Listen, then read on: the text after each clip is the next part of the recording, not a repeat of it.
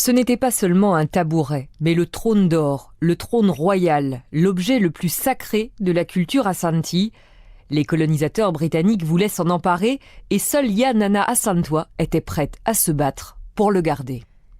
Yaa Nana Asantewaa est née en 1840 à Ejisu, qui fait à présent partie du Ghana et qui à l'époque appartenait à l'Empire Ashanti.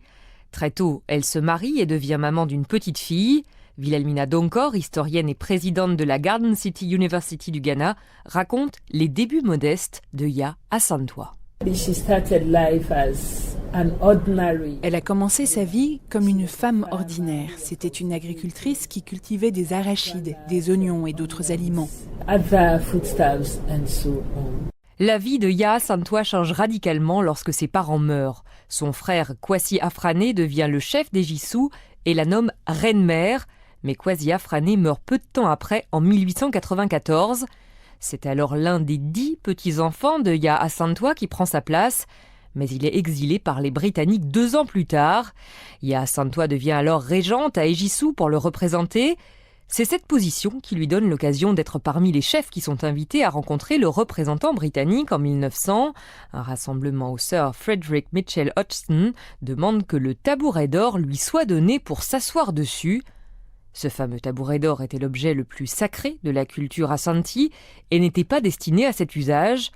Mais alors que les chefs Ashanti étaient sur le point d'abandonner et de sacrifier le tabouret d'or, Yaa Asantewaa prononça les mots désormais célèbres. « Si vous, les hommes d'Ashanti, vous ne voulez pas aller de l'avant, alors nous le ferons.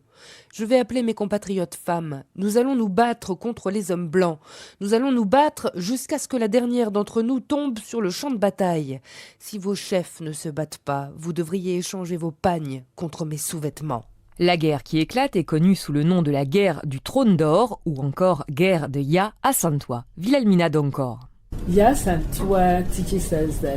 Asantewaa nous apprend à défendre ce en quoi nous croyons. Si son clan était en jeu, elle se sentait très concernée et était prête à se lever et à se battre.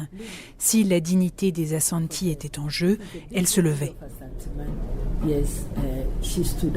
Yaa Asantewaa ne se contente pas de déclencher la guerre, elle y joue aussi un rôle actif. Malgré ses 60 ans à l'époque, elle se rend au front, inspirant les soldats et leur donnant des armes. La guerre ne se calmera qu'après la capture de sa fille, qui l'obligera à se rendre. Les Britanniques emmènent alors Yaa Asantewaa aux Seychelles, dans l'océan Indien, où elle décède en octobre 1921. Toutefois, les Britanniques n'ont jamais trouvé le trône d'or et Yaa Asantewaa est devenue une icône vénérée au Ghana et au-delà. Le cinéaste ghanéen et commentateur politique Daniel Baker Glover l'a décrit comme la femme qui a inspiré la lutte pour l'indépendance au Ghana.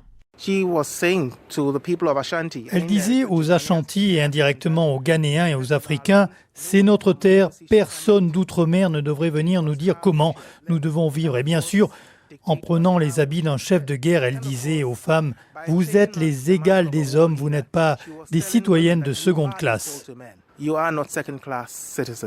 Des messages qui sont toujours aussi importants aujourd'hui. Pour perpétuer l'héritage de Yaa Asantewaa, l'un des meilleurs lycées pour femmes du Ghana porte son nom.